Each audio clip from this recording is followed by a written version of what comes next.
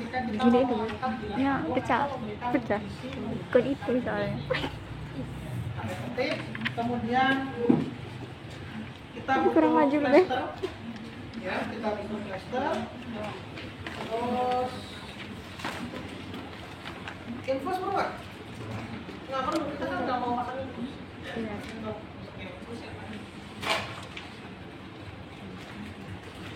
Ini selang NGT. Selang NGT itu ada banyak macam ukuran. Ukuran Ya. Ini nomor 12. Semakin tinggi ukuran nomornya, berarti ukurannya semakin kecil. kecil Semakin besar nomornya, semakin kecil. Semakin kecil nomornya, semakin lebih besar ukurannya. Ya.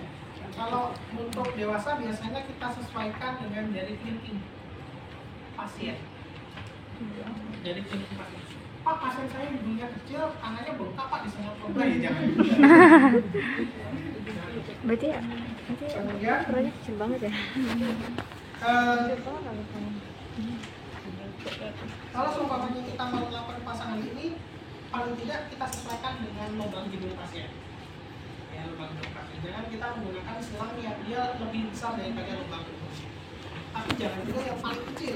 Nanti nutrisinya nggak masuk-masuk. Ya. Jadi disesuaikan. Kemudian kalau kita mau melakukan pemasangan ini, yang harus diperhatikan adalah keadekuatan saluran nafas. Kok saluran nafas Pak, kita mau pasang NGT kok saluran nafas yang dilakukan? Iya. Jadi caranya adalah sebelum kita melakukan atau memasukkan ini ke hidung, yang kita lakukan pertama itu adalah merasakan hembusan nafas yang paling kuat daripada si pasien. Pakai punggung kanan, ya. Jadi pasien interaksi. Sebelum kita mau melakukan tindakan pemasangan NGT, terlebih dahulu kan kita baca status pasien. Pasiennya siapa yang mau dipasang, kemudian kenapa dia mau dipasang, ya kan? Rencana pemasangannya berapa lama, itu harus diperhatikan.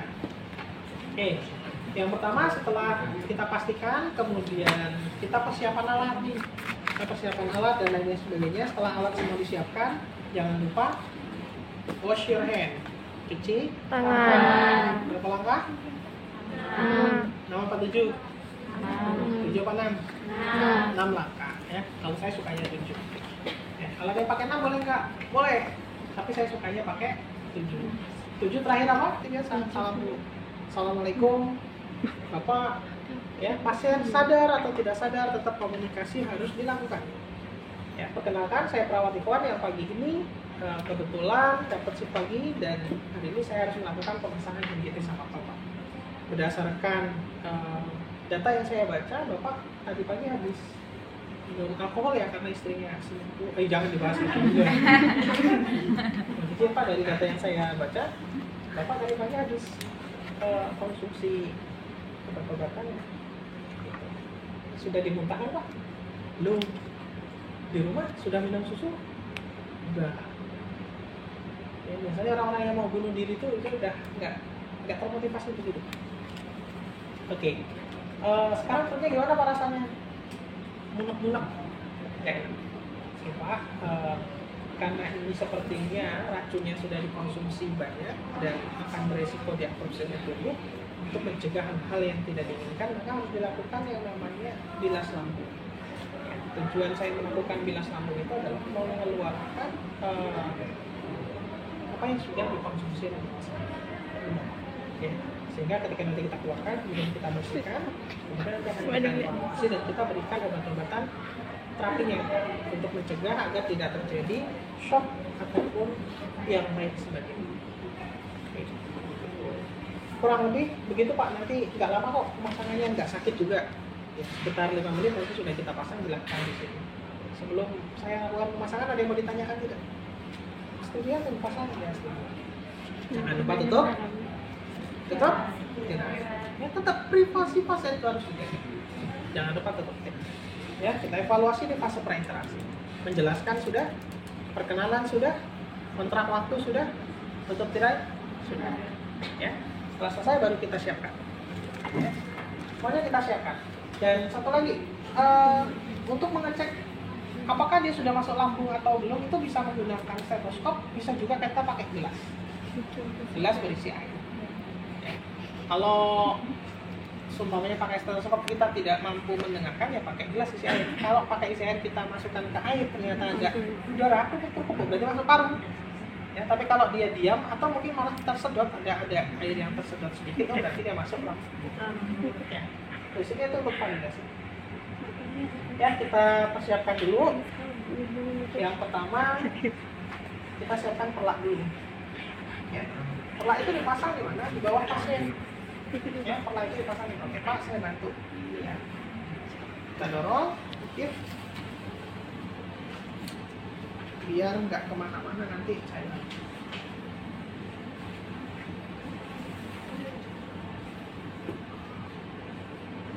Oke. Kemudian handuk kita taruh di dadanya. Handuk taruh dadanya. Setelah itu kita siapkan dulu plasternya. Kenapa kita siapkan plaster? Nanti kalau udah selesai biar kita nggak bingung-bingung nyari plaster. Padahal ininya belum terikat, takutnya lepas pada saat kita tinggal. Sekalian nanti kita siapkan. Tempel gini nggak boleh. Tempel situ nggak boleh. Ada gunting Pak di itu.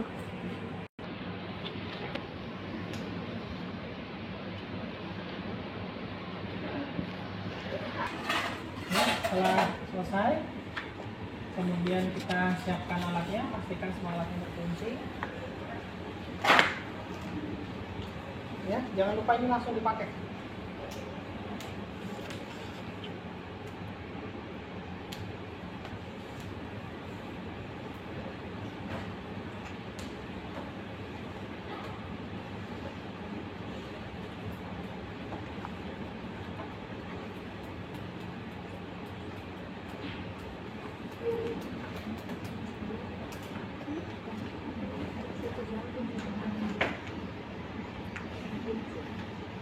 Angkat HP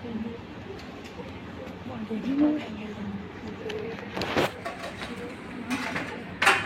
Kita pakai pinset boleh, pakai tangan langsung boleh. Kenapa saya sampaikan pakai pinset boleh, pakai tangan langsung boleh? Karena ini adalah bersih. Yang pertama, yang kedua, kalau kita pakai pinset itu terkadang kita sulit untuk mengendalikan selang. Makanya kalau saya masang MDT saya lebih suka pakai tangan dibandingkan pakai pinset. Ya, kita siapkan dulu gelnya.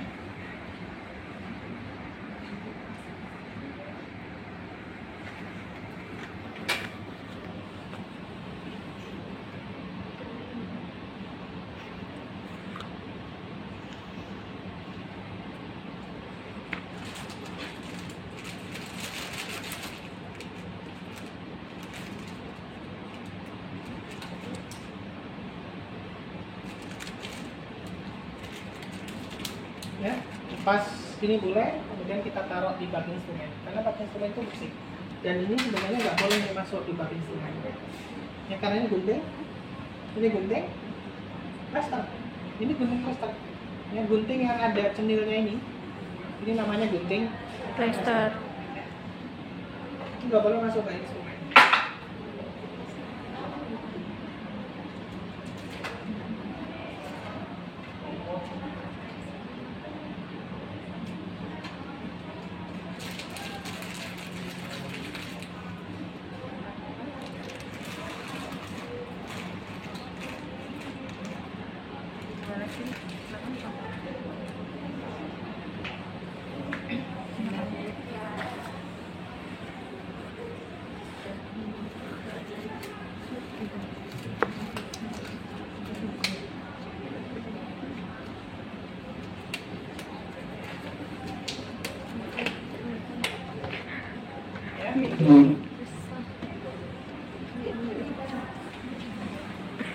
Yang pertama kita ukur itu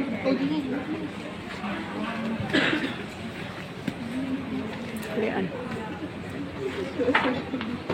ya. Kita ukur ya. Oke, maaf ya, saya ukur dulu ya. Jadi kita raba proses susikoideusnya. Ya, kita raba nih pakai seperti ini, kita raba. Nah, seperti ini kan. Kita raba, paskan. Baru kita naik sampai dengan tumbuhnya rambut. Sampai dengan tumbuhnya rambut. Ketemu angka 45. Ya, ketemu angka 45. Atau pakai cara yang kedua, dari proses susikoideus seperti ini sampai ke puncak hidung. ya kan? Sampai ke puncak hidung, kemudian kita tarik ke samping bawah muka. 45 sama aja ya. Posisi ini tergulung, kemudian kita olesi menggunakan jelly.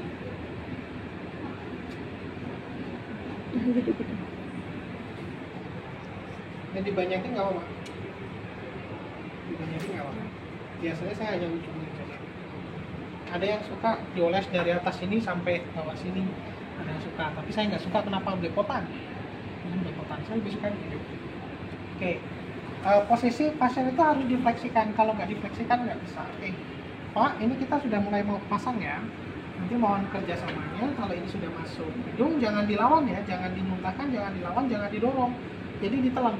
Nanti nggak sakit. Kalau dilawan atau didorong, nanti berisiko lecet nanti rongga dalamnya, sehingga bapak muntah ininya nggak terpasang. Oke. Nah, setelah itu kita fleksikan. Ya, setelah kita fleksikan seperti ini. Kenapa saya pakai tangan? Ya karena ini nggak bisa gerak. Karena ini nggak bisa gerak. Kemudian kita ukur, kita rasakan udara dari hidungnya kanan dan kiri. Pakai punggung tangan. Nafas Pak. 1, 2, sebelah Pak. Nah, di sini kita bisa memutuskan kira-kira mau hidung sebelah mana yang dipasang. Nah, setelah selesai, kemudian oke. Pak, relax. Kita masukin ya. Relax, relax. Nah, ini. Ya, dorong. Ditelan ya Pak, karena ini kantongnya cuma tempelan, jadi nggak bisa meneku.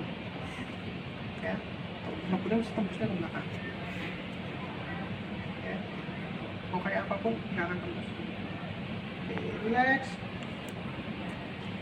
Ya, telan Pak, terus, telan Pak, telan. Ya, mulutnya ditutup. Ya, telan. Ya. Oke, terus sampai dia mentok angka 45 yang kita ukur. Kalau sudah selesai seperti itu, ya kita tahan dulu sebentar, seperti ini. Kemudian kalau ada air boleh kita pakai gelas, pakai air. Ini dicelupkan, ada udara enggak? Kalau seumpamanya nggak ada udara dan ada gerakan, nah mungkin masuk. Setelah itu kita tekuk sedikit, kita validasi, pakai udara menggunakan kateter tip 10 cc aja, nggak usah banyak-banyak. Ya, 10 cc. Kemudian kita masukkan.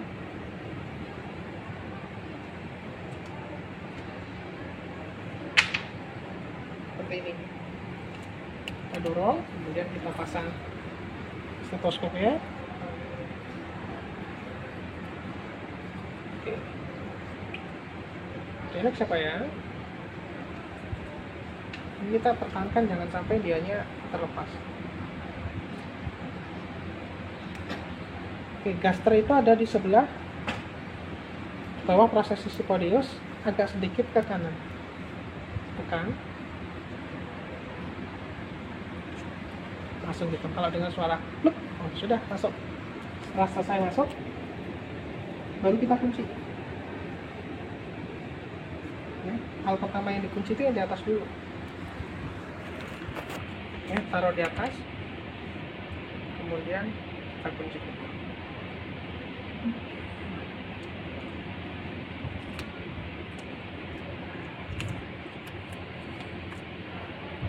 Baru taruh di sampingnya.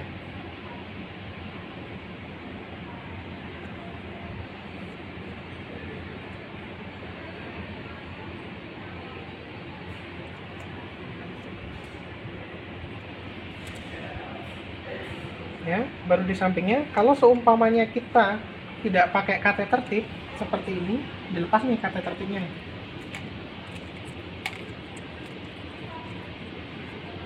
Kok aneh? Nah, ini udah kita tutupnya begini.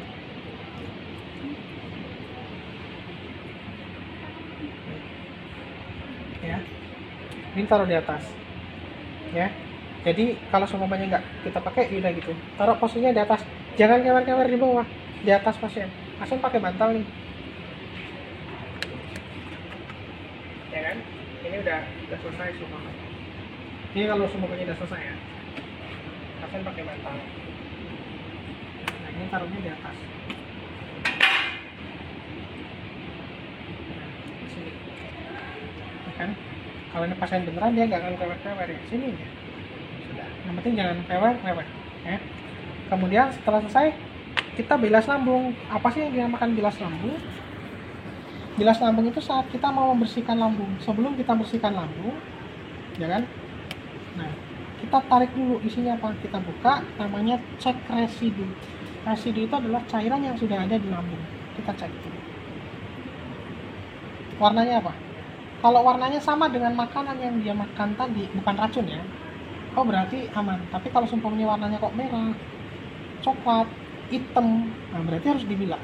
Atau dia baru keracunan, ya harus kita bilas. Caranya adalah seperti ini. Kita ambil dikit sampelnya. Kalau dia keracunan,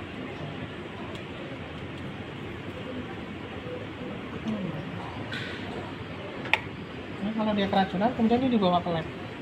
Nah, kita pakai kateter. Setelah selesai, kemudian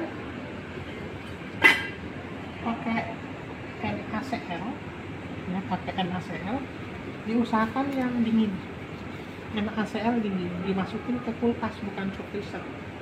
Ya, diusahakan pakai AC dingin. Kenapa pakai dingin? Ya, tadi sudah saya sampaikan. Dingin itu menyebabkan vasokonstriksi, ya mengecilnya pembuluh darah ataupun rongga-rongga ataupun pori-pori sehingga tidak cepat diabsorpsi oleh tubuh. Tujuannya kan biar tidak diabsorpsi kalau kita mau bilas lambung. Kita bersihin dulu kan, maka pakai yang dingin. Ya. Jadi kita bolongin ini boleh, kemudian disobek boleh, kemudian taruh kom boleh. Karena nggak ada kom, saya nggak bisa jawab. Ya, kita ambil, kan, ambil, namanya 20 cc. Dan kita masukkan, kita dorongnya perlahan, ya seperti gravitasi bumi. Dorong, santai, nggak boleh langsung begitu masuk langsung, itu nggak boleh. Kenapa? Coba kamu minum 1 gelas, langsung habis, sakit nggak perut? Sakit. Ya sakit, sama. Pasien pun sama. Begitu dia mau masuk langsung dorong, ya sakit. Kamu minum harus minum pelan-pelan dulu kan? Ya kan? Ya kurang lebih seperti itu. Jadi jangan langsung gitu masuk, alah pasang gitu ini dorong langsung. Nah itu nggak boleh. Ya pasiennya bukan sembuh malah sakit. Ya muntah nantinya. Jadi seperti itu. Nah kita dorong pelan atau begini. Nah, pakai gelas atau pakai kom, udah kita masukin. Ini ditutup ya, ditutup. Ya, ditutup. Kalau seperti ini ngalir nggak ngalir. Nah, ini penuh, baru kita buka perlahan. Sambil dipencet dikit. Kenapa dipencet dikit? Mengatur aliran yang turun. Ini buka. Dikit turun. Udah mau habis, tutup lagi, tambah lagi. Sampai berapa kali? 2 kali isi. Setelah 2 kali isi, ya, kemudian ini dilepas. Kenapa ini dilepas? Baru ini dimasukin. Ya, jangan sampai ini nggak dilepas, terus kamu masukin, nanti yang masuk apa? Udara. Kalau udara yang masuk, Kembung. Ya, bilas lambung begitu, baru kita tarik. Kenapa ditarik? Kan bilas.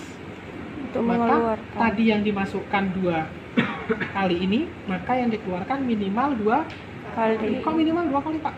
Iya kan kita nggak tahu tadi sebelumnya udah ada isinya belum. Sampai kapan Pak? Sampai benar-benar isinya Kosong. kamu tarik ini nggak ada, kan buang, tarik buang sampai sini kosong. Setelah selesai, baru kamu masukin lagi, isi lagi cairan lagi, bilas lagi. Sampai kapan? Sampai dengan cairan yang ada di dalam lambung begitu ditarik sama dengan apa yang kita masukkan. Kalau kita masukkannya tadi NaCl warnanya bening, maka yang keluar harus warna Bening. Setelah itu kita masukkan 10 atau 20 cc, ya 10 atau 20 cc. Masuk nih di dalam 10 atau bukan 10 atau 20 cc. 1 atau 2 kali dari ini. Kalau ini 60 berarti kalau 2 120. 20. Kemudian kita tutup.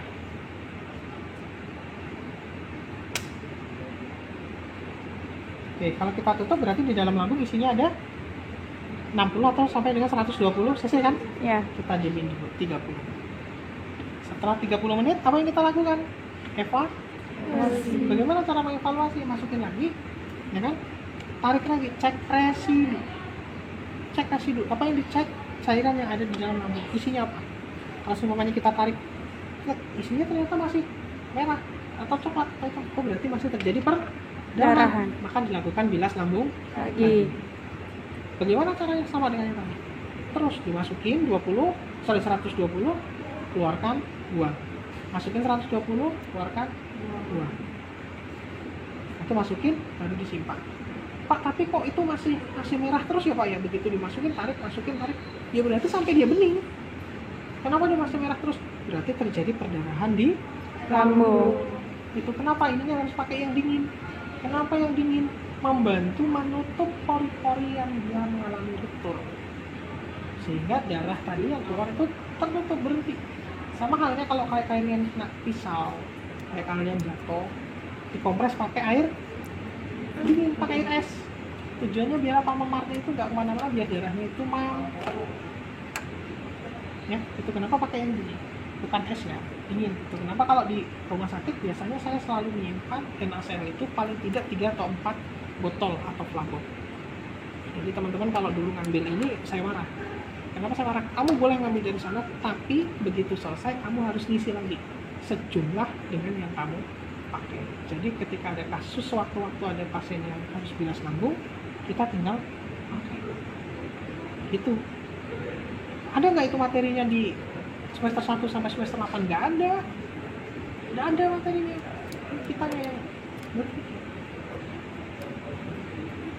Ya, kalau dulu saya di kepala ruang, teman-teman senang karena setiap mau pakai pasti ada. Setiap mau pakai apapun pasti ada. Entah itu ACLS, entah itu adrenalin dan lain sebagainya, selalu ada. Kenapa saya sampaikan selalu ada? Karena saya selalu periksa itu. Begitu saya datang, saya cek siapa yang pakai, saya telepon. Meskipun dia jatah libur, tetap saya telepon. Saya nggak mau tahu, harus ada. Minta tolong di ini, nggak bisa. Terserah kamu minta tolong siapa, pokoknya harus, untuk mencegah terjadinya hal-hal yang tidak diinginkan. Kan dulu ruangan yang saya pakai, saya kepala ruangnya jadi percontohan bagi ruangan-ruangan yang lain. Itu karena semua tersedia. Kita nggak dapet di kuliah kayak gitu, itu nggak ada. Makanya lulusan ESA itu ininya harus main. Kita tahu ilmunya, kita tahu teorinya kalau seperti ini, sehingga kita bisa mengambil sebuah keputusan. Oh berarti harus ada ini untuk apa, B, C, D, dan lain sebagainya. Dan hati-hati. Ini RL, NaCl dengan KN Mg3, warna ininya sama-sama oranye. Jadi sebelum kamu ngasih obat itu harus hati-hati. Kalau untuk bilas lambung itu kalau nggak RL ya NaCl. KN-Mg3, KN3B, glukosa, dextrose, D10, D5, klinimik, ivelip, asam amino dan lain sebagainya itu adalah nutrisi. Nutrisi itu bukan untuk bilas lambung, tapi untuk dikasih nutrisi. Kalau seumpamanya pasiennya di itu, bukannya kita bilas lambung malah ngasih nutrisi. Yang seharusnya kita keluarin darah, malah kita kasih makanan. Yang ada makanan dan darah bercampur, akhirnya diserap oleh Tubuh. Makanan bercampur dengan racun yang harusnya dikeluarkan, bercampur dengan makanan, bukannya racunnya dikeluarkan, malah barang-barang diserap oleh. Jadi harus hati-hati. Kalau kita mau bilas lambung pakai RL, pakai NaCl, harus dibantu. Ya. Karena saya pernah sekali malam, yaitu efek jatah di kulkas habis, dipakai nggak ngomong, makanya saya marah. Itu. Jadi saya langsung narik aja tanpa melihat itu KN3B, KN-Mg3 atau NaCl. Karena udah ada di rak aja. Bangun tidur, dinas malam jam 2 itu istirahat sebentar. Ini istirahat sebentar paling baru 5 menit. 5 menit itu lagi puls-pulsnya. Karena saya kalau kerja di rumah sakit tidur paling ya 15 menit, 30 menit itu udah cukup. Tapi kalau baru 5 menit kan baru puls-pulsnya tuh, baru ler gitu. Langsung muntah darah. Langsung saya tarik, bawa aja begitu, dibilas, rambut saya buang, udah clear kan. Begitu paginya saya mau periksa, Mg3 saya mana? Saya cari keliling-keliling, buka kotak sampah, Allah Akbar, berarti saya bilasnya pakai itu. Ya, jadi harus hati-hati sekali. Oke, setelah selesai dibilasnya ibu, kemudian kita komunikasikan dengan si pasien. Pak, ini sudah selesai, sudah jernih. Nih cairan yang ada di sini sama, ya. Kemudian nanti saya akan cek lagi apakah cairannya masih sama atau sudah habis, atau cairannya nanti berubah lagi isinya seperti yang awal tadi. ya. Nanti kita cek lagi dan 30 menit ya. Dan sebelum saya tutup, mungkin kalau ada yang mau ditanyakan atau ada keluhan dan lain sebagainya, silakan bawa menanyakan. Kalau nggak ada, ya sudah, kita cukupkan. Ya, oke Bapak, boleh istirahat. Nanti saya balik lagi untuk cek residunya. Kalau tidak ada apa-apa, kemudian kalau memang nanti tiba-tiba di tengah jalan ada yang mau dikomunikasikan, silakan cekirnya, nanti saya akan di sini. Saya demikian, cukup ya Pak ya. Assalamualaikum. Kemudian kita tarik alat, kita rapikan alat, beresin alat, jangan lupa cuci tangan. Ya, setelah cuci tangan, baru kita dokumentasikan, wajib didokumentasikan. Apa yang didokumentasikan? Nama pasien, usia, tanggal, jam, pada saat melakukan pemasangan, kemudian dipasangnya pakai yang nomor berapa, kemudian kalau bilas lambungnya pakai apa, berapa cairan yang dimasukkan dan berapa cairan yang dikeluarkan, kemudian warna cairannya seperti apa pada saat pertama diambil, kemudian waktu dimasukkan seperti apa proses bilas lambungnya, dan berapa cairan yang ditinggal. Itu harus tercantum di dokumentasi perawatan. Setelah selesai, ya sudah. Sampai sini ada yang mau